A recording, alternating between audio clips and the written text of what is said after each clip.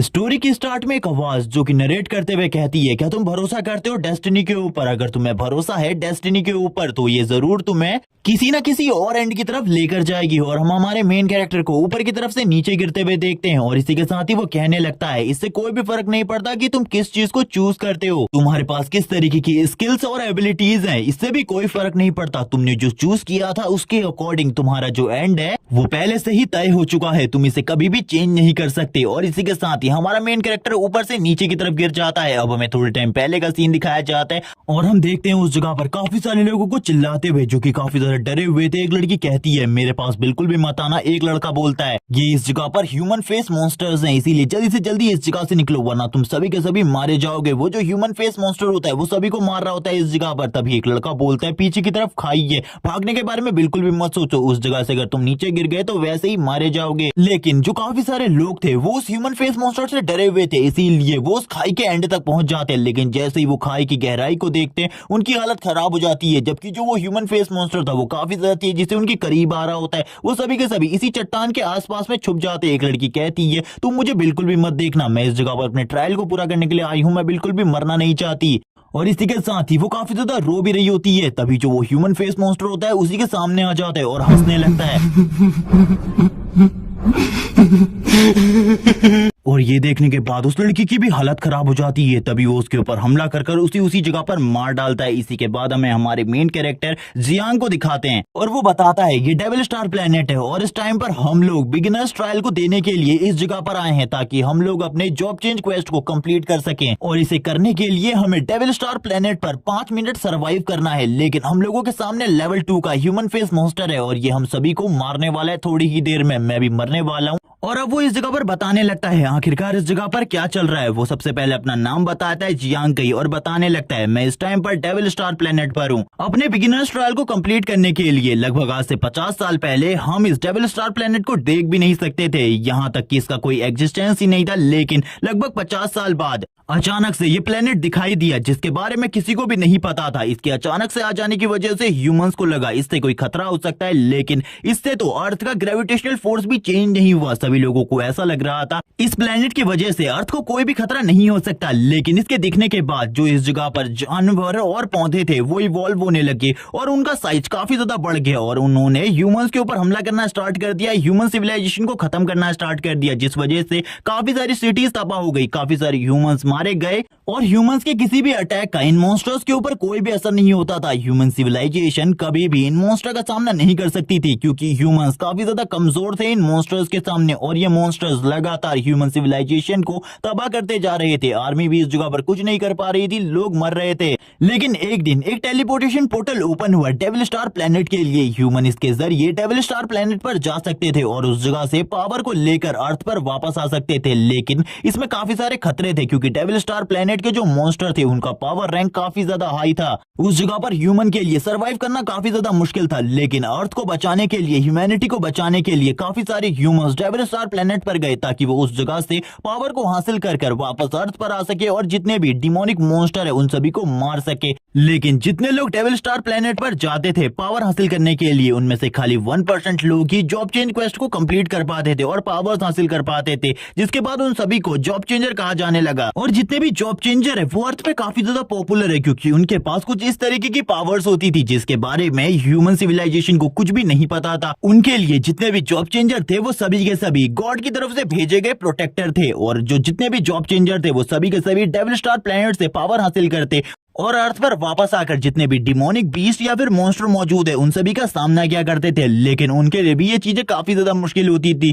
क्योंकि जो मॉन्स्टर है वो भी धीरे धीरे कर पावरफुल बनते जा रहे। जॉब चेंजर के लिए ये ज्यादा कोई मुश्किल टास्क नहीं होता एक मॉन्स्टर का सामना करना, लेकिन एक ऐसे ह्यूमन के लिए जिसके पास कोई भी एबिलिटी नहीं है उसके लिए डेविल स्टार प्लेनेट पर 5 मिनट सर्वाइव करना ये बहुत ज्यादा बड़ी बात है क्योंकि 5 मिनट सर्वाइव करना बहुत ज्यादा मुश्किल होता है। उस जगह पर तुम 1 मिनट भी सर्वाइव नहीं कर सकते। और इसी के साथ ही हम देखते हैं उस ह्यूमन फेस मॉन्स्टर को जिसने सभी के सभी ह्यूमंस को उस जगह पर मार दिया था। जियांग अकेला बचा होता है, वो कहने लगता है, मैं इस तरीके से बिल्कुल भी नहीं मर सकता, मैं इस जगह पर अपनी फैमिली की होप को इस तरीके से बर्बाद होते हुए नहीं देख सकता। वो अभी भी उसी मॉन्स्टर की तरफ देख रहा होता है। वो मॉन्स्टर धीरे धीरे कर जियांग की तरफ आगे बढ़ रहा था। जियांग को भी काफी ज्यादा डर लग रहा होता है और इसी के बाद ही वो जियांग वाले स्टोन के काफी ज्यादा करीब आ जाता है और उस जगह पर हंसते हुए जियांग के ऊपर हमला करने के लिए आगे बढ़ता है। जियांग बोलता है मेरे पास दो रास्ते हैं, या तो मैं इस खाई से नीचे कूद जाऊं या फिर मैं इस मॉन्स्टर का सामना करूं। मैं इस मॉन्स्टर का सामना कभी भी नहीं कर सकता, मेरे लिए ये इम्पॉसिबल है, लेकिन मेरी फैमिली की पूरी होप मेरे ऊपर है, क्योंकि मैंने जब अपनी बहन और अपने भाई को इसके बारे में बताया था कि मैं जॉब चेंजर बनना चाहता हूँ, तो मेरी छोटी बहन मेरे लिए काफी ज्यादा एक्साइटेड थी और इसी के साथ ही उसने काफी ज्यादा काम किया ताकि वो मेरे लिए पैसे इकट्ठा कर सके। लेकिन इसमें उसे काफी सारी प्रॉब्लम का सामना करना पड़ा, जबकि जो मेरा बड़ा भाई था उसकी एक किडनी फेल है, लेकिन इसके बावजूद उसने अपना इलाज नहीं करवाया, मेरे लिए लगातार मेहनत करता रहा। अब मुझे कुछ भी कर 2 महीने बाद उस जगह पर वापस जाना है ताकि मैं अपने भाई का इलाज करा सकूं और मुझे इस जगह पर सरवाइव करना होगा 5 मिनट के लिए ताकि मैं अपनी जॉब चेंज क्वेस्ट को कंप्लीट कर सकूं।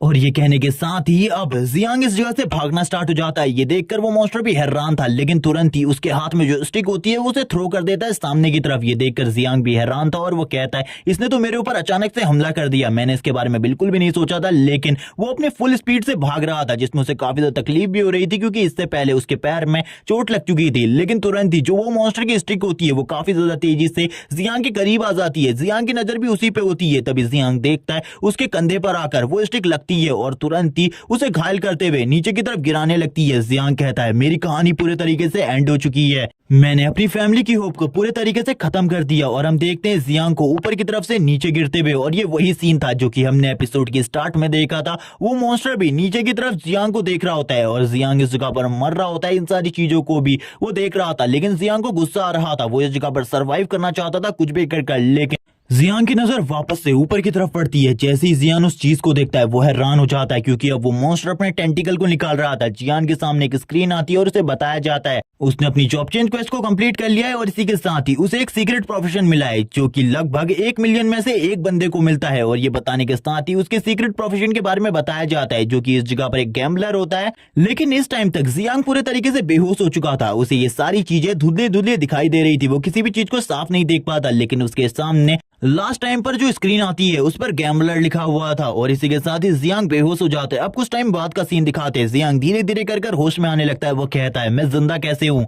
उतनी ऊंची खाई से गिरने के बाद तो मुझे मर जाना चाहिए था, लेकिन मैंने सरवाइव कर लिया। ऐसा बिल्कुल भी नहीं हो सकता। उसे कुछ भी समझ में नहीं आ रहा होता और वो धीरे धीरे करके उठने की कोशिश करता है। तभी उसे याद आता है उसने इस जगह पर अपने जॉब चेंज क्वेस्ट को कंप्लीट कर लिया था। शायद से ये सब कुछ उसी के वजह से हुआ था। लेकिन तभी उसके सामने एक सिस्टम आने लगती है और वो सिस्टम उसके सामने अगर उसे बताती है तुमने जॉब चेंज क्वेस्ट को कंप्लीट कर लिया है और इसी के बाद तुम्हें एक सीक्रेट प्रोफेशन मिला है जो कि एक गैम्बलर का है। जियान ये देखने के बाद काफी ज्यादा हैरान हो जाता है। तभी उसके सामने वो उसकी सिस्टम विंडो को ले आती है और उसे दिखाने लगती है सारी चीजों के बारे में। जियांग भी ये देखकर हैरान होता है कि उसने इस जगह पर जॉब चेंज क्वेस्ट को कंप्लीट कर दिया है और इसी के साथ ही जो उसका टैलेंट है वो किसी भी चीज को मल्टीप्लाई करने का है। लेकिन जियांग इन सारी चीजों को नहीं समझ पा रहा होता कि आखिरकार ये जो गैम्बलर टैलेंट है वो किस तरीके का है। वो सिस्टम उसे अच्छे तरीके से सारी चीजों के बारे में बता रही होती है और उसे ये भी बताती है उसके पास एक और टैलेंट है। जियांग ये सुनने के बाद हैरान होता है और कहने लगता है सभी के पास एक टैलेंट होता है, लेकिन मेरे पास 2 टैलेंट है। मेरा दूसरा टैलेंट क्या है? ये सुनने के बाद ही जो इस जगह पर सिस्टम होती है वो बताने लगती है तुम्हारा दूसरा टैलेंट सुप्रीम क्रिटिकल है, इसका डैमेज 20,000 है और इसी के साथ ही इसके एक्टिव होने के रेट 0.1% है। और तभी वो उसकी सिस्टम स्क्रीन भी उसके सामने ले आती है जिस जगह पर उसके स्टैट पॉइंट्स होते हैं। जियांग जब अपने सारे के सारे स्टैट पॉइंट्स को देखता है वो काफी ज्यादा हैरान होता है, क्योंकि एक नॉर्मल अवेकनर के पास खाली 30 स्टैट पॉइंट्स होते हैं जबकि जियांग के पास 36 स्टैट पॉइंट्स थे।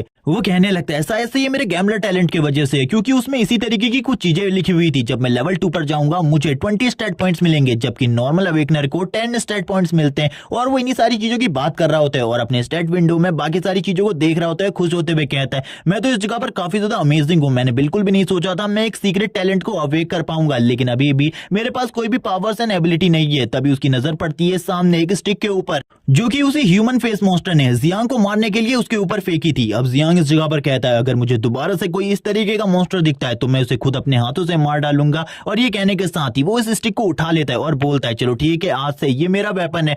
और ये बोलने के साथ ही जियांग तुरंत ही मिडिल में आके खड़ा हो जाता है इस फॉरेस्ट के और बोलने लगता है चलो ठीक है मैंने अपने जॉब चेंज क्वेस्ट को कंप्लीट कर दिया, लेकिन अभी भी बिगिनर्स ट्रायल बचा हुआ है, मुझे जल्दी से जल्दी बिगिनर्स ट्रायल को भी कंप्लीट करना है। तभी उसके सामने उसका न्यू मिशन आ जाता है ताकि वो अपने बिगिनर्स ट्रायल ट्रायल को कंप्लीट कर सके और उसे अब डिवाइन ग्लोरी सिटी में जाना था, जिस जगह पर जाकर वो अपने सेकंड ट्रायल को कंप्लीट कर पाएगा। ये सुनने के साथ ही जियांग तुरंत ही अब उस तरफ बढ़ने लगता है और वो देखता है मैप में कि रास्ता काफी ज्यादा लंबा होने वाला है और उसके पास सफर करने के खाली 7 दिन है। अगर तुम 7 दिन में वहां नहीं पहुंच पाते तो तुम्हारा मिशन फेल हो जाएगा। ये सुनने के साथ ही जियांग भी काफी ज्यादा तेजी से उसी जगह की तरफ आगे बढ़ने लगता है, लेकिन ये रास्ता काफी सारी मुश्किलों से भरा हुआ था, जिसके बारे में जियांग को बिल्कुल भी एक्सपीरियंस नहीं होता, लेकिन फिर भी वो तेजी से आगे बढ़ रहा था क्योंकि उसे पता था सामने की तरफ काफी सारे पावरफुल मॉन्स्टरों से मिलने वाले, जिसमें लेवल 4 या लेवल 5 के भी मॉन्स्टर हो सकते हैं। तभी जियांग बताता है डेविल स्टार प्लेनेट पर जो मॉन्स्टर है वो काफी ज्यादा स्ट्रॉन्ग होते हैं और इस जगह पर आकर ह्यूमंस काफी ज्यादा पैसा कमा सकते हैं, क्योंकि अगर तुम इस जगह पर किसी भी मॉन्स्टर को मार देते हो तो उसे कार्ड में कन्वर्ट करके अर्थ में वापस ले जा सकते हो, एकदम गेम की तरह। और वो इसी तरीके की बातें कर रहा होता है और वो इसी के साथ ही कहता है लेकिन इस जगह पर जितने भी मॉन्स्टर हैं वो काफी ज्यादा स्ट्रॉन्ग होते हैं। सामने की तरफ से उसे कुछ चिल्लाने की आवाज आ रही होती है और काफी सारा फोर्स भी महसूस हो रहा था। तभी जियांग कहता है ये आवाज तो उसी की होनी चाहिए, मुझे ऐसा ही लगता है वो इसी जगह पर मौजूद है। तभी हम एक सांप को देखते हैं जो कि काफी ज्यादा तेजी से एक के ऊपर हमला कर रहा होता है और ये और कोई नहीं बल्कि झू होता है, जो कि जियांग का बचपन का दोस्त है और इसने भी इस जगह पर जॉब चेंज क्वेस्ट को कंप्लीट कर लिया। ये लगातार पंचेस मारे जा रहा होता है और कहने लगता है मैं काफी ज्यादा डरा हुआ हूँ, प्लीज इस जगह पर मुझे कोई बचाने के लिए आओ। जियांग भी ऊपर की तरफ से सारी चीजों को देख रहा था, वो कहने लगता है इन स्नेक्स का वेनम इतना ज्यादा खतरनाक होता है, अगर ये इस जगह पर उन ह्यूमन फेस मॉन्स्टर को भी काट ले जो कि लेवल 2 पर है, वो भी इस जगह पर मारे जाएंगे इसके वेनम की वजह से। तभी पीछे की तरफ से जियांग चिल्लाते हुए कहता है झू तुम्हें इस जगह पर डरने की जरूरत नहीं है, मैं इस जगह पर आ गया हूँ तुम्हारी मदद करने के लिए। और वो अपने वेपन को लेकर आगे की तरफ बढ़ने लगता है उन स्नेक्स को मारने के लिए। ये देखकर झू भी काफी ज्यादा हैरान होता है, वो डर भी चुका था जियांग को इस जगह पर देखकर, क्योंकि उसे पता था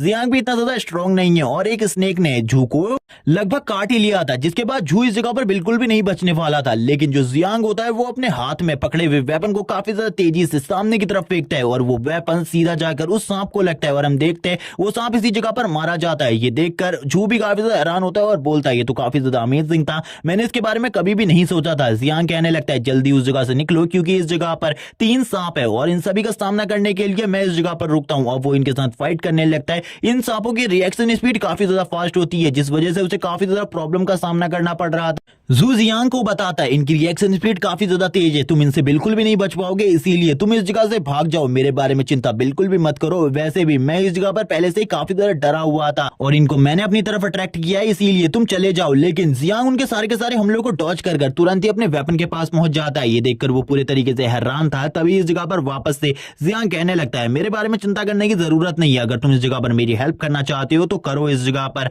और इन लोगों को अपनी तरफ अट्रैक्ट करो ताकि मैं इनके ऊपर हमला कर इन्हें मार सकूं। अब उसकी ऐसी बात सुनकर वो इस जगह पर उन मॉन्स्टर्स को अपनी तरफ अट्रैक्ट करने लगता है, जबकि जियांग पीछे की तरफ से उनके ऊपर हमला कर उन्हें मार रहा था। अब थोड़े टाइम बाद का सीन दिखाया जाता है जब तक उन सभी ने मिलकर सारे के सारे स्नेक्स को इस जगह पर मार दिया था। ये देखकर तो वो काफी ज्यादा हैरान होता है झू और कहता है इसने अकेले ही 3 स्नेक्स को मार दिया, मुझे बिल्कुल भी नहीं लगा था इसका टैलेंट इतना ज्यादा अच्छा होगा। तभी जियांग अपनी सिस्टम स्क्रीन की तरफ देखने लगता है और उसे पता चलता है उसका जो एक्सपीरियंस है वो 3% बढ़ चुका है। ये देखकर वो खुश होता है। तभी उसका सिस्टम ये भी कहता है तुम्हें इस जगह पर अभी भी 97% की जरूरत और है लेवल 2 में जाने के लिए। जियांग कहता है इसके बारे में मुझे बताने की जरूरत नहीं है। झू जियांग के करीब आ जाता है, उसे गले लगाते हुए कहता है थैंक्स इस जगह पर मेरी मदद करने के लिए, और वो उसे पकड़कर इस जगह पर उसकी सारी की सारी हड्डियों को तोड़ने वाला था। जियांग कहता है मुझे छोड़ो, इस जगह पर तुमने मेरी सारी की सारी हड्डियों को तोड़ दिया है, मुझे बताओ आखिरकार तुम्हारा टैलेंट क्या है। तभी वो इसी के साथ ही बताता है वो एक मार्शल आर्टिस्ट है। जियांग ये सुनकर काफी ज्यादा हैरान होता है क्योंकि मार्शल आर्ट टैलेंट बहुत ज्यादा रेयर है और जो टॉप 5 टैलेंट्स की रैंकिंग है उसमें ये 5th नंबर पर आता है। जियांग कहता है लेकिन तुम्हारे पास आखिरकार ये चीज कैसे आई, यानी कि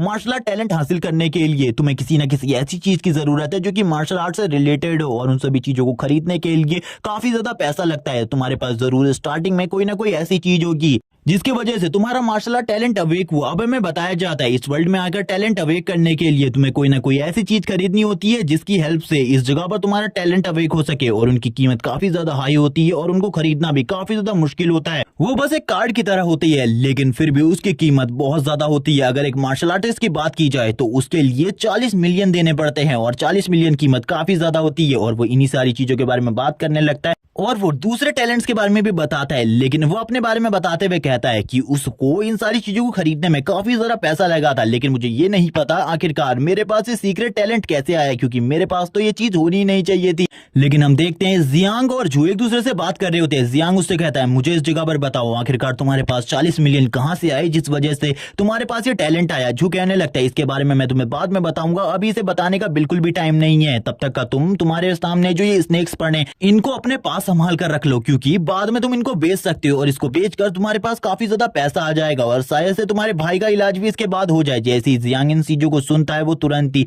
उस स्नेक के ऊपर टच करता है। उसकी सिस्टम विंडो से बताती है तुम एक कार्ड के रूप में इसे रख सकते हो अपने पास और बाद में जब भी तुम्हें इसकी जरूरत पड़ेगी तुम इसे बाहर निकाल कर यूज कर सकते हो। इसके लिए जियांग भी मान जाता है और कहने लगता है ये चीज काफी ज्यादा ठीक है। और अब इसी के साथ ही वो दोनों इस जगह से आगे बढ़ने लगते हैं, लेकिन तभी उन लोगों को झाड़ियों से कुछ आवाजें आने लगती है। कोई उन दोनों से कहता है मैं भी तुम्हारे साथ डिवाइन ग्लोरी सिटी में आना चाहती हूँ, प्लीज मेरी हेल्प करो। और ये एक लड़की होती है जिसे देखकर जू तो काफी ज्यादा घबरा जाता है। जियांग जू के सामने आते हुए कहता है आखिरकार तुम कौन हो। तभी वो लड़की बताती है मेरा नाम सू है और मैंने भी बिगिनर्स ट्रायल में पार्टिसिपेट किया है और मैं भी इस जगह पर आई हूँ बिगिनर्स ट्रायल को कंप्लीट करने के लिए, प्लीज मेरी हेल्प करो। और वो इस जगह पर उन दोनों से हेल्प मांगने लगती है। जियांग इसी के साथ ही इसके लिए मना कर देता है और बोलने लगता है हम किसी भी के साथ भी टीमिंग नहीं कर सकते, इसीलिए तुमको इस जगह से चले जाना चाहिए और किसी और के साथ मिलकर टीमिंग करनी चाहिए। सू इसके साथ ही माफी मांगने लगती है और कहती है प्लीज मेरे पे बिलीव करो, मैं अकेले नहीं रह सकती क्योंकि मेरे पास हीलिंग टैलेंट है और मैं किसी भी मॉन्स्टर के साथ फाइट नहीं कर सकती, प्लीज मेरी मदद करो। तुम जो भी कहोगे मैं वो करूंगी इस जगह पर और मैं तुम लोगों की पूरी मदद करूंगी। मैं इस स्नेक का वेनम भी निकाल सकती हूँ। इसी के साथ ही हम देखते हैं जियांग को जो कि सोच रहा होता है। जू कहने लगता है तुम्हें इसे अपनी टीम में रख लेना चाहिए, हम लोगों को एक हीलर की वैसे भी जरूरत है। जियांग सोचने लगता है हाँ हम लोगों को सही में हीलर की जरूरत है, क्योंकि अगर दोबारा से हमारा उन ह्यूमन फेस मॉन्स्टर के साथ सामना होता है तो हम बिल्कुल भी नहीं जीत सकते, इसीलिए हमको एक हीलर की जरूरत है। इसीलिए वो तुरंत ही इस लड़की को अपनी टीम में रख लेता है और बोलने लगता है तुम अगर इस जगह पर हमारे साथ अच्छे तरीके से रहती हो तो हम तुम्हारी भी प्रोटेक्शन करेंगे। लेकिन तुरंत ही हम जू को देखते हैं जो कि जियांग के पास आकर कहता है तुम इस लड़की को पसंद करते हो शायद से, इसीलिए तुम इतने आसानी से एग्री हो गए इस लड़की को अपनी टीम में रखने में। सीन शिफ्ट होता है, सीन दिखाया जाता है अर्थ का जियांगजोंग सिटी बेस नंबर 18, जिस जगह पर एक प्रोफेसर जिसका नाम ली है वो इन सारी की सारी रिपोर्ट्स को देख रहा होता है और वो तुरंत ही सू की सिस्टर को इसके बारे में बताता है कि जो तुम्हारी बहन है उसने टीमिंग कर ली है कुछ लोगों के साथ। ये देखकर तो वो भी काफी ज्यादा हैरान होती है और कहने लगती है मैंने अपनी बहन को बताया था उस जगह पर किसी के साथ भी टीमिंग ना करे, लेकिन उसने ऐसा क्यों किया। तभी वो पूछती है क्या जो मेरी बहन है इस जगह पर वो पूरे तरीके से ठीक है। प्रोफेसर ली बताते हैं वो पूरे तरीके से ठीक है, लेकिन मुझे उसके टैलेंट के बारे में पता है, उसके पास हीलिंग टैलेंट है जिस वजह से उसने टीमिंग करी है। तभी प्रोफेसर ली और भी सारी चीजों को चेक करने लगता है और कहता है कुछ गड़बड़ है, मुझे कुछ गड़बड़ दिखाई दे रही है। ये सुनने के बाद ही सू की बहन कहती है आखिरकार तुम्हें क्या गड़बड़ दिखाई दे रही है। वो भी काफी ज्यादा परेशान हो जाती है क्योंकि वो चाहती थी कि उसकी जो बहन है वो कुछ भी कर बिगिनर्स ट्रायल को कंप्लीट करे। वो प्रोफेसर बताने लगता है उसके आसपास 3 ह्यूमन फेस मॉन्स्टर हैं और उनकी टीम में भी टोटली 3 बंदे हैं, मुझे नहीं लगता वो तीनों के तीनों बच पाएंगे। इसी के साथ ही हम उनको देखते हैं एक फॉरेस्ट के अंदर, जबकि वो आगे बढ़ रहे होते हैं तभी जो तीनों के तीनों ह्यूमन फेस मॉन्स्टर होते हैं वो उनके ऊपर हमला करने के लिए पीछे की तरफ से सामने आते हैं, जबकि जो एक ह्यूमन फेस मॉन्स्टर होता है वो तुरंत ही अपने टेंटिकल का यूज करते हुए उन लोगों के ऊपर हमला कर देता है। उन लोगों को इसके बारे में पहले कुछ भी नहीं पता होता। तभी इस जगह पर जो प्रोफेसर ली होता है वो कहने लगता है तुम्हारी बहन के बचने के चांसेस 0% है, वो बिल्कुल भी नहीं बच पाएगी क्योंकि उस जगह पर काफी सारे ह्यूमन फेस मॉन्स्टर है। ये सुनने के बाद ही उसकी बहन कहने लगती है मेरी बहन का ये ट्रायल पूरे तरीके से फेल हो चुका है, मुझे ऐसा लगता है मुझे उस चेंबर में जाकर चेक करना चाहिए, मेरी बहन जल्द ही होश में आने वाली होगी। और हमें बताया जाता है सभी लोगों की बॉडीज को इसी जगह पर रखा जाता है, बस उनकी कॉन्शियसनेस को डेविल स्टार प्लेनेट पर भेजा जाता है ताकि वो उस जगह पर जाकर पावर्स को हासिल कर सकें, जिसके बाद वो उन पावर्स को यूज कर अर्थ को प्रोटेक्ट कर सकें। डेविल स्टार प्लेनेट पर जो भी बंदा मारा जाता है वो रियलिटी में तो नहीं मरता, लेकिन उसकी कंडीशन इस तरीके की हो जाती है ह्यूमन वर्ल्ड में कि वो ठीक भी नहीं रहता, वो पूरे तरीके से मेंटली डिसेबल हो जाता है। ये याद करते हुए सू की सिस्टर तुरंत ही इस जगह से जाने लगती है अपने बहन के पॉड के पास ताकि वो जैसे ही अपनी बहन को बाहर आता हुआ देखे तो वो उसे समझा सके। लेकिन तभी जो प्रोफेसर ली होते हैं वो उसे रुकने को कहते हैं और बोलने लगते हैं इस जगह पर कुछ गड़बड़ हुई है, मुझे कुछ भी समझ में नहीं आ रहा। उस जगह पर जितने भी ह्यूमन फेस मॉन्स्टर थे वो सभी के सभी मारे गए अचानक से, इसके बारे में मुझे कुछ भी समझ में नहीं आ रहा। इसी के साथ ही उस प्रोफेसर की बात के ऊपर कोई भी बिलीव नहीं कर रहा होता कि 3 बच्चों ने इस जगह पर जो कि अभी लेवल 1 पर है उन लोगों ने डेविल स्टार प्लेनेट पर लेवल 2 के मॉन्स्टर्स को मार दिया है जो कि ह्यूमन फेस मॉन्स्टर है जो कि काफी ज्यादा स्ट्रॉन्ग होते हैं। इसी के साथ ही ह्यूमन फेस मॉन्स्टर को दिखाया जाता है जो कि उनके ऊपर हमला कर रहे होते हैं और ये 3 मिनट पहले का टाइम था जिस टाइम पर वो सभी के सभी भाग रहे होते हैं काफी ज्यादा तेजी से। जो कहने लगता है मुझे बचाओ इस जगह पर। हम जियांग को देखते हैं जो कि उन सभी से काफी ज्यादा तेज दौड़ रहा होता है और उन सभी को देखकर वो हैरान था क्योंकि वो काफी ज्यादा धीमे थे, इसीलिए वो कहने लगता है मुझे वापस जाकर इन लोगों की मदद करनी पड़ेगी, वरना ये तो इसी जगह पर मारे जाएंगे। और वो तुरंत ही रुक जाता है और इस जगह पर रुकते हुए कहता है तुम दोनों इस जगह से निकलो। मैं इसे रोकता हूँ इस जगह पर। ये देखकर जू भी हैरान होता है और बोलता है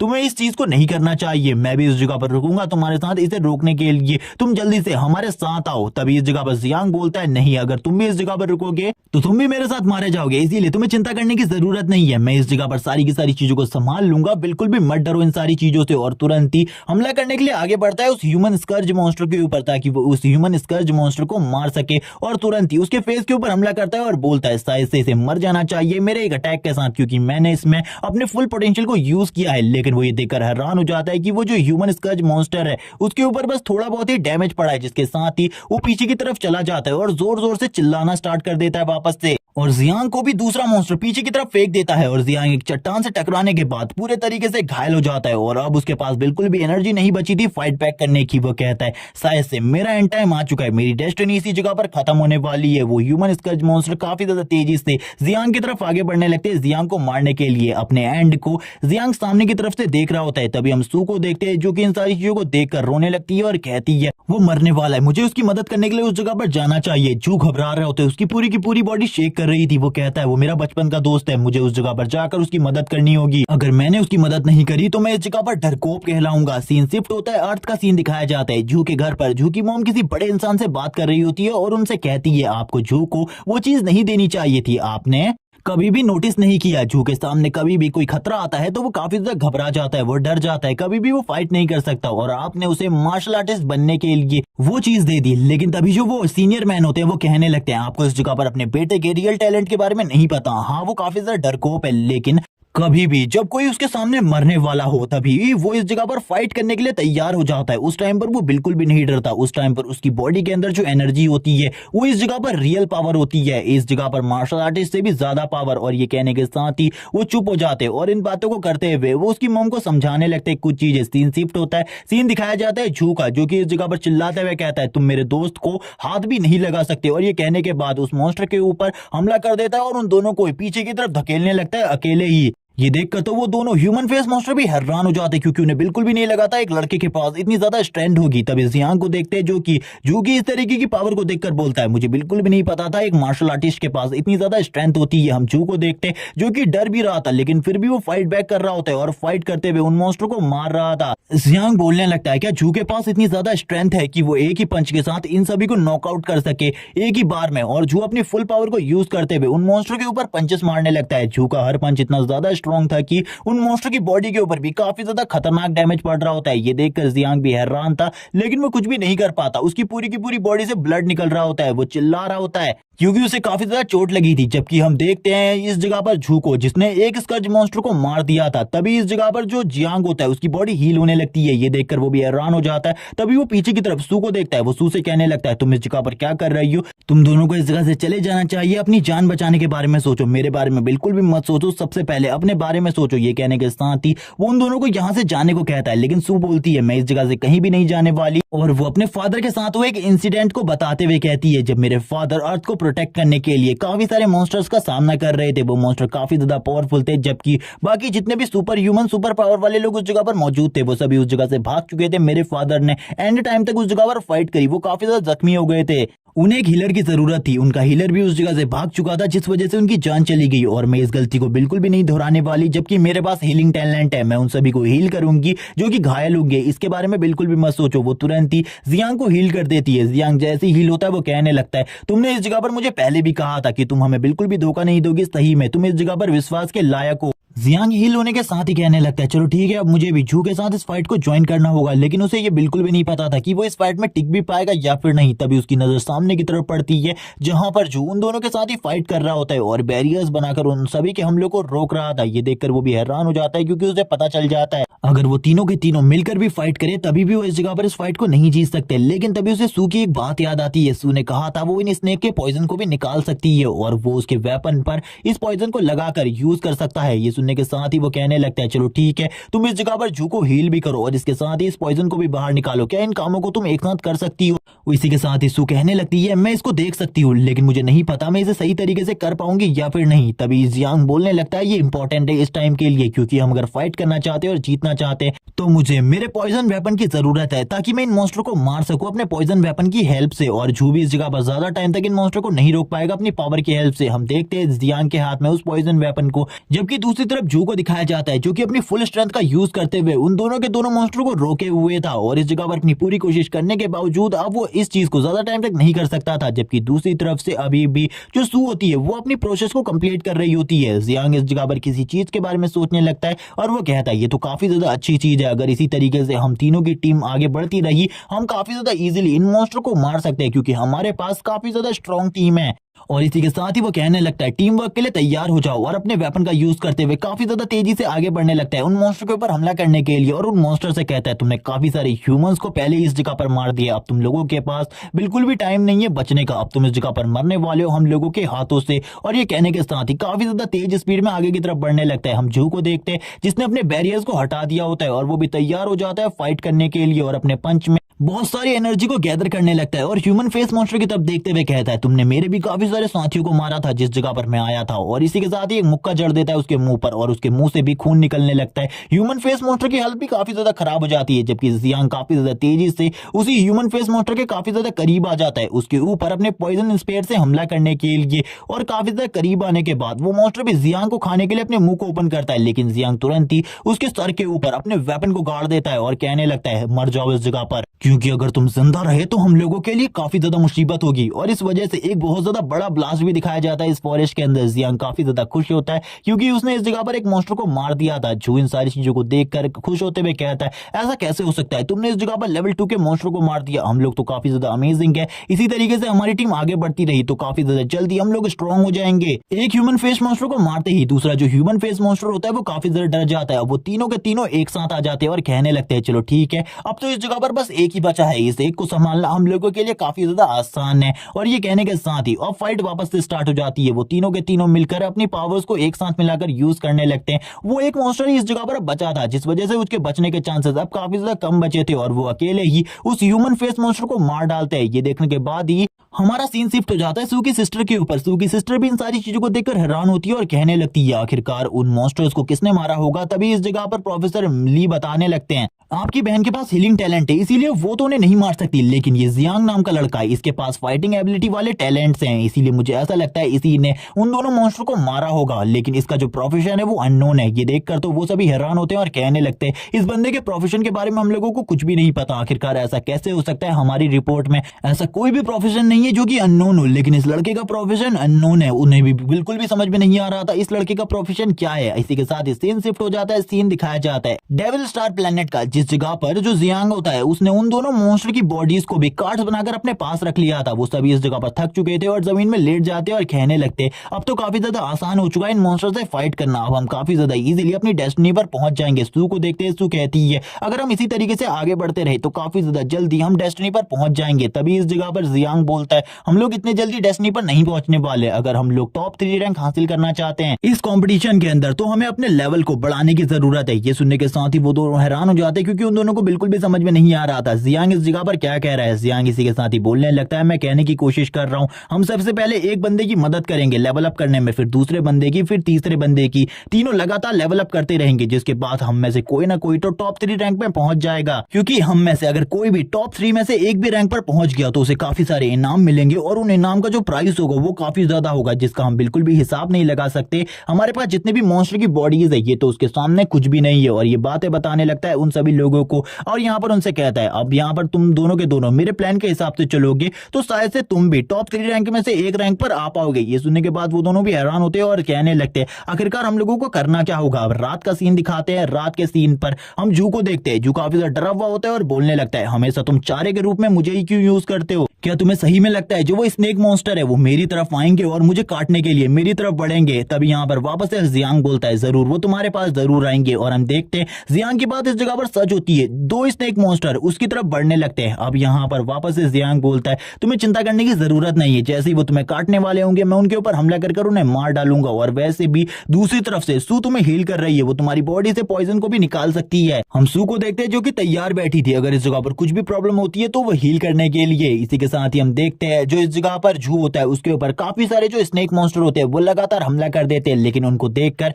तुरंत ही बीच में आ जाता है जियान, और जियान लगातार उन स्नेक मॉन्स्टर के ऊपर हमला करते हुए उन सारे के सारे स्नेक मॉन्स्टर को मार देता है। जो इस जगह पर बच जाते हैं वो वापस से जियान की तरफ देखने लगते हैं। जियान कहता है तुम में से अब कोई भी बचकर नहीं जाने वाला, तुम सभी के सभी इस जगह पर मरोगे क्योंकि तुमने मेरे दोस्त के ऊपर हमला करने के बारे में सोचा कैसे। और जितने भी स्नेक मॉन्स्टर होते हैं वो लगातार इनके ऊपर हमला करने लगते हैं, लेकिन जो जियांग था उसकी स्पीड पहले से ही काफी ज्यादा बढ़ चुकी थी, जिस वजह से वो इजीली इनके अटैक्स को डॉज कर रहा होता है और इनके ऊपर काउंटर अटैक कर रहा था, जिस वजह से जितने भी स्नेक मॉन्स्टर होते हैं वो उसको ना देख पाते और ना ही पकड़ पाते। जियांग कहता है ये तो काफी ज्यादा आसान था मेरे लिए, मैं इजीली लेवल अप कर पाऊंगा, मुझे ऐसा लगता है मैं जल्द ही लेवल 2 पर पहुंच जाऊंगा। और थोड़ी ही देर बाद का सीन दिखाते जबकि उसने सारे के सारे स्नेक मॉन्स्टर को मार दिया था। वो अपनी टीम के साथ एक जगह पर मौजूद होता है और अपनी टीम से कहने लगता है हम लोगों का जो टीम वर्क है वो काफी ज्यादा अमेजिंग है, अगर इसी तरीके से टीम वर्क चलता रहा तो हम सभी काफी ज्यादा जल्द ही अगले लेवल पर प्रमोट हो जाएंगे। हमें जियांग को दिखाते हैं जो लेवल 2 पर प्रमोट हो चुका था और वो कहने लगता है ये कितनी ज्यादा अच्छी बात है, मैं लेवल 2 पर आ चुका हूँ, ये अमेजिंग है। हम देखते हैं वो दोनों के दोनों उसे बधाई देते हैं और कहने लगते हैं तुम लेवल 2 पर आ गए, आखिरकार अब तुम्हें कैसा महसूस हो रहा है और तुम्हारे पॉइंट्स कितने ज्यादा बढ़ चुके हैं। जियांग इसी के साथ ही बताने लगता है लेवल 2 पर आने पर उसे 20 पॉइंट्स रिवॉर्ड में मिले हैं और इसी के बाद ही अब उसके टोटल पॉइंट 56 हो चुके हैं। जैसे ही वो इस जगह पर नंबर को 56 बोलता है, ये देखने के बाद जू पूरे तरीके से हैरान हो जाता है और बोलने लगता है ऐसा कैसे हो सकता है, तुम्हारे पॉइंट 56 कैसे हो सकते, क्योंकि जॉब चेंज क्वेस्ट को कंप्लीट करने के बाद खाली 30 पॉइंट्स मिलते हैं और उसके बाद पर लेवल अप पर खाली 10 पॉइंट्स मिलते हैं, ऐसा बिल्कुल भी नहीं हो सकता। ये सुनने के बाद सू भी कहने लगती है तुम्हारे जो 56 पॉइंट है मुझे ऐसा लग रहा है ये लेवल 3 की पावर के बराबर है। जियांग इसी के साथ ही कहने लगता है ये मेरा एक सीक्रेट है, मेरा जो प्रोफेशन है वो इस जगह पर मेरे सारे के सारे रिवॉर्ड्स को डबल कर देता है, जिस वजह से मेरे पॉइंट इतने ज्यादा जल्दी इतने हो गए हैं और ये सारी चीजें मैं खाली तुम्हें बता रहा हूँ। ये सुनने के बाद सू कहती है ये तो काफी ज्यादा अमेजिंग है, जबकि जू इस जगह पर कहने लगता है बकवास, इस जगह पर मैं एक मार्शल आर्टिस्ट हूँ लेकिन ये एक बकवास है, इसके अलावा और कुछ भी नहीं है। जियांग के सामने तुरंत ही सिस्टम स्क्रीन आ जाती है, सिस्टम स्क्रीन उसे बताने लगती है वो लेवल 2 पर पहुंच चुका है और इसके लिए उसे बधाई हो और इसके बाद अब उसे लेवल 2 पर आने का रिवॉर्ड मिलने वाला है जो कि 2 न्यू स्किल्स हैं। ये सुनने के बाद ही वो हैरान हो जाता है और बोलता है 2 न्यू स्किल्स, ये तो काफी ज्यादा अमेजिंग है। और अब वो कहने लगता है शायद से ये भी मेरे उसी टैलेंट की वजह से है। ये सुनने के साथ ही झू बोलता है ये तो बकवास है, इस जगह पर सभी लोगों को एक स्किल मिलती है लेकिन इसको 2 स्किल्स मिलने वाली है। ये देखकर वो हैरान थे, लेकिन जियांग ने उनको अपने प्रोफेशन के बारे में पहले ही बता दिया था, जिस वजह से वो ज्यादा हैरान नहीं होते। फर्स्ट इस जगह पर थ्रोइंग स्किल होती है, सेकंड स्किल इस जगह पर कोस्ट आई कंसंट्रेशन होती है, जिसके बारे में जियांग को कुछ भी समझ में नहीं आता। वो कहने लगता है शायद से जब मैं इनका अच्छे तरीके से यूज करना सीख जाऊंगा तब मुझे इस स्किल के बारे में सारी चीजें पता चल जाएंगी, अभी मुझे ज्यादा चिंता करने की जरूरत नहीं है। और ये कहने के साथ ही अब वो अपने टीममेट्स की तरफ देखने लगता है और बोलता है चलो ठीक है अब हमें आगे बढ़ना चाहिए। वो दोनों ही जियांग के लिए काफी ज्यादा खुश होते हैं। झू कहने लगता है मुझे बिल्कुल भी समझ में नहीं आ रहा तुम्हारी किस्मत इतनी ज्यादा अच्छी कैसे है। सीन शिफ्ट होता है अर्थ पर, जहाँ पर प्रोफेसर ली सारी चीजों के ऊपर नजर रख रहे होते हैं और इसी के साथ ही कहने लगते हैं तुम्हें अपनी बहन के बारे में चिंता करने की जरूरत नहीं है, तुम्हारी बहन अभी भी पूरी तरीके से सेफ है। ये सुनने के बाद सू की बहन कहने लगती है यानी कि वो टीम अभी भी पूरी की पूरी अलाइव है, वो टीम सही में काफी ज्यादा स्ट्रांग है, मैंने बिल्कुल भी नहीं सोचा था वो टीम इतने टाइम तक अलाइव रह पाएगी, वरना उनके लिए तो इतने टाइम तक जिंदा रहना भी मुश्किल था, क्योंकि जितने ह्यूमन एक जगह पर इकट्ठा होते हैं उतने ही जल्दी मॉन्स्टर उन्हें ढूंढ लेते हैं। इसी के साथ ही एक बंदा इस जगह पर आते हुए कहता है कमांडर जो बिगिनर्स ट्रायल है उसमें कुछ प्रॉब्लम होने वाली है, उस एरिया में कुछ घुसपैठिए घुस आए हैं, हमें जैसी सीनियर से रिपोर्ट मिली है उसके अकॉर्डिंग कुछ स्टोवेज को दूसरी कंट्रीज ने इस एरिया में भेज दिया है ताकि वो हमारे सारे के सारे लोगों को मार सके और वो बिल्कुल भी इवॉल्व ना हो पाए। और उनके बारे में ये बात काफी ज्यादा फेमस है, वो जितनी ज्यादा बेदर्दी से उन ह्यूमंस को मारते हैं उसके बाद उनका पागल होना या फिर मर जाना पूरे तरीके से तय है। इसी के बाद ही सुप्रीम कमांडर वही इस जगह पर आ जाते हैं और वो कहने लगते हैं ये सब कुछ दूसरी कंट्रीज वालों का प्लान है ताकि जो हमारे पास सुपर ह्यूमंस है उनकी तादाद कम हो जाए और वो जल्दी हम लोगों के ऊपर हमला कर कर हमें मार सके। और वो ये सारी चीजें बता रहे होते हैं सू की सिस्टर को। सू की सिस्टर हैरान हो जाती है क्योंकि उसकी बहन भी उसी जगह पर मौजूद है। वो घबराते हुए कहती है मेरी बहन भी उस जगह पर मौजूद है, यानी कि अब क्या होने वाला है उनको कुछ भी नहीं पता होता। कमांडर कहने लगते हैं मैं इसके बारे में कुछ भी नहीं जानता, वो लोग जरूर उनके ऊपर हमला करेंगे और उनको बहुत ज्यादा बेदर्दी के साथ मारेंगे। वापस से सू की बहन कहने लगती है मैंने सुना है उनके बारे में वो दूसरी कंट्रीज के ट्रायल ग्राउंड में जाकर उनके स्टूडेंट को इतनी ज्यादा बेदर्दी से मारते हैं कि वो लोग इस जगह पर वापस से जिंदा भी नहीं होना चाहते और हमारे जो हाई पावरफुल लोग हैं वो भी उस जगह पर उनकी मदद के लिए नहीं जा सकते क्योंकि उस एरिया को पूरे तरीके से प्रोटेक्ट कर एक प्रोटेक्शन बैरियर से लॉक कर दिया गया है। आखिरकार अब हम क्या कर सकते हैं, स्टोव वेज अगर उस जगह पर घुस चुके हैं सभी के सभी लोग मरने वाले हैं। सीन शिफ्ट होता है, स्टोव वेज का सीन दिखाया जाता है। स्टोव वेज की जो टीम होती है वो अंदर घुस चुकी होती है और इस बिगिनर इस ट्रायल में जितने भी लोग होते हैं उनमें से कुछ स्टूडेंट को मार भी चुकी थी और इस जगह पर हंसते हुए कहने लगते हैं तुम अब मरने के लिए तैयार हो जाओ, और काफी ज्यादा बेदर्दी के साथ उनको मार रहे होते हैं। इसी के साथ ही उनके ब्रूटल मर्डर्स दिखाए जाते हैं और चारों तरफ खून ही और लोगों की चिल्लाने की आवाज, वो बचाओ बचाओ चिल्ला रहे होते हैं। इसी के साथ ही सू की सिस्टर कहने लगती है मैंने ये भी सुना है कि वो जितने ज्यादा ब्रूटली तरीके से लोगों को मारते हैं उसके बाद तो किसी का जिंदा रहना बहुत ज्यादा मुश्किल होता है। वो स्टोव वे सभी लोगों को मार डालते हैं। वो अपनी बहन के बारे में काफी ज्यादा चिंतित थी। वो अपने घूंसे को जमीन पर पटकते हुए कहती है मुझे कुछ भी समझ में नहीं आ रहा, मुझे क्या करना चाहिए। हमें इसी के साथ ही सुप्रीम कमांडर वही को दिखाया जाता है। वो कहने लगता है मैं इसके बारे में कुछ भी नहीं कर सकता, मैं उस जगह पर अपनी स्पेशल फोर्स को भी नहीं भेज सकता, क्योंकि अगर हमने उस जगह पर उन लोगों को भेजा तो ये जो ट्रायल प्लान है ये पूरे तरीके से बेकार हो जाएगा। सीन शिफ्ट होता है। सीन शिफ्ट होने के बाद हमें सीन दिखाया जाता है उन तीनों का। उन तीनों की टीम अभी भी आगे बढ़ रही होती है। तभी हम देखते हैं जियांग को, जिसको कुछ आवाजें सुनाई दे रही होती है। वो कहने लगता है रुक जाओ, इस जगह पर मुझे कुछ आवाजें आ रही है, मुझे ऐसा लगता है हम लोगों के आसपास कोई ना कोई मॉन्स्टर मौजूद है। और वो वापस से अपने स्पेयर को पकड़ लेता है और इस जगह पर थ्रो करने के लिए तैयार हो जाता है। झू उससे कहने लगता है आखिरकार तुम क्या कर रहे हो, अंधेरे में निशाना लगाना नामुमकिन है, ये सब कुछ एक बेवकूफी है, इस तरीके की चीजें बिल्कुल भी नहीं करनी चाहिए तुमको। वो इसी के साथ ही जियांग की तरफ ही देख रहा होता है और कहने लगता है मैं भी देखना चाहता हूँ आखिरकार तुम क्या करते हो। इन दोनों का लेवल अभी भी 1 होता है। हम देखते हैं जियांग को जो कि इस जगह पर घोस्ट हाई कॉन्सेंट्रेशन को यूज करते हुए अपने स्पेयर को सामने की तरफ थ्रो करता है। इस बार उसके स्पेयर को थ्रो करने की पावर इतनी ज्यादा होती है कि जियांग के द्वारा थ्रो किया गया स्पेयर पूरे के पूरे फॉरेस्ट में एक बहुत बड़ी शॉक वेव को भी क्रिएट कर देता है। जियांग भी ये देखकर हैरान होता है, उसे भी समझ में नहीं आता ऐसा कैसे हुआ। लेकिन इसके बाद वो काफी ज्यादा तेजी से आगे बढ़ने लगते हैं वहां पर क्या हुआ ये देखने के लिए। झू कहने लगता है इसने अंधेरे में निशाना लगाया, लेकिन फिर भी इसे क्या लगता है क्या इस जगह पर उसने किसी मॉन्स्टर को मारा होगा, क्या ये बेवकूफी करने जा रहा है, मुझे तो कुछ भी समझ में नहीं आ रहा, क्या ये पागल हो गया है। वो अपने दोस्त के बारे में ये बातें करते हुए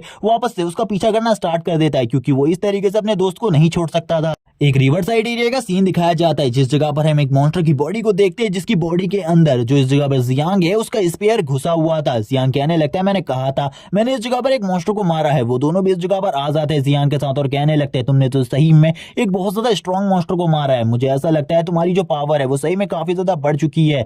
लेकिन आखिरकार तुम्हें इसके बारे में कैसे पता चला, आखिरकार ये मॉन्स्टर कहाँ है, अंधेरे में इसकी पोजीशन के बारे में जानना तो काफी ज्यादा मुश्किल रहा होगा। इसी के बाद जियांग बोलता है नहीं ये कोई ज्यादा मुश्किल नहीं था, क्योंकि मेरे पास घोस्ट आई कॉन्सेंट्रेशन है, मैं इसका यूज करते हुए किसी को अंधेरे में भी देख सकता हूँ। उस मॉन्स्टर की बॉडी भी अब गायब होने लगती है क्योंकि सियान ने उसको भी इस जगह पर कार्ड में कन्वर्ट कर दिया था। और वो इसी के साथ ही कहता है चलो ठीक है इसका भी एक कार्ड तैयार हो चुका है और उसे अब एक्सपीरियंस पॉइंट मिल रहे होते हैं और अब उसकी पावर भी धीरे धीरे कर बढ़ रही होती है। वो भी अपने प्रोफेशन के लिए काफी ज्यादा खुश होता है क्योंकि उसका प्रोफेशन काफी ज्यादा अमेजिंग था। इस प्रोफेशन की वजह से वो धीरे धीरे कर पावरफुल बन रहा था। तभी वो इस पिक को चेक करता है, उसे पता चलता है ये इस जगह पर एक लेवल 2 का मॉन्स्टर था जिसे उसने खाली अपने एक हिट में मार दिया। और इस बार तो उसने अपने स्पेयर के ऊपर किसी पॉइजन को भी यूज नहीं किया, जिस वजह से वो खुश था और कहने लगता है चलो ठीक है अब हम लोगों को इस जगह से चलना चाहिए। जियांग ये भी बताता है वो जल्द ही लेवल 3 पर प्रमोट होने वाला है, खाली उसे एक एक्सपीरियंस पॉइंट की जरूरत है जिसके बाद वो तुरंत ही अगले लेवल पर पहुंच जाएगा। ये सुनकर उसके दोस्त भी खुश होते हैं। लेकिन तभी पानी में कुछ हलचल होने लगती है, पानी के अंदर से कुछ लोग बाहर आने लगते हैं और बाहर की तरफ देखते हुए कहते हैं बाहर की तरफ तो हम लोगों का शिकार हमारा इंतजार कर रहा है, काफी ज्यादा अमेजिंग है। जैसे ही हम लोग बाहर निकलेंगे वैसे ही हम लोगों के पास कुछ लोग मारने के लिए होंगे, ये कितना ज्यादा अमेजिंग है। हम देखते हैं कुछ लोगों को पानी के अंदर से बाहर आते हुए, ये इस जगह पर और कोई नहीं स्टोववेज हैं जो कि दूसरी कंट्रीज के थ्रू इस जगह पर भेजे गए हैं। एक बंदा इनके बीच में से हंसने लगता है और कहता है हम लोगों के सामने हम लोगों का शिकार इंतजार कर रहा है, अब हम लोग इस जगह पर क्या कर रहे हैं, जल्दी से हमें आगे बढ़ना चाहिए, इनके ऊपर हमला करना चाहिए। जियांग और बाकी सभी की नजर भी इन लोगों के ऊपर पड़ जाती है। जियांग कहता है इस जगह पर तो एक और टीम मौजूद है, हम लोगों को इसके बारे में कुछ भी नहीं पता था। तभी वो जो टीम मेंबर्स होते हैं वो आगे बढ़ने लगते हैं और कहते हैं बच्चे इस जगह पर हमारे रास्ते से हट जाओ, तुम सभी के सभी अब मरने वाले हो, इसीलिए सरेंडर कर दो। अगर तुम फाइट बैक करने के बारे में सोच रहे हो तो तुम बिल्कुल भी हम लोगों के सामने नहीं टिक सकते और ना ही फाइट बैक कर जिंदा रह पाओगे। और उन लोगों को घेर लेते और कहने लगते तुम्हें हम इतनी ज्यादा बेदर्दी से मारेंगे जिसके बारे में तुमने सोचा भी नहीं होगा, तुम्हारी बॉडी की सारी स्किन को उतार लिया जाएगा, जिसके बाद हम तुम्हें एक ह्यूमन फेस मॉन्स्टर के सामने छोड़ देंगे जब तुम्हें इतना ज्यादा दर्द होगा जिसके बारे में तुमने सोचा भी नहीं होगा। उन सभी ने इस जगह पर उनको घेरा हुआ था। लेकिन तभी जो इनका लीडर होता है वो पानी से बाहर आने लगता है और पानी से बाहर आकर कहता है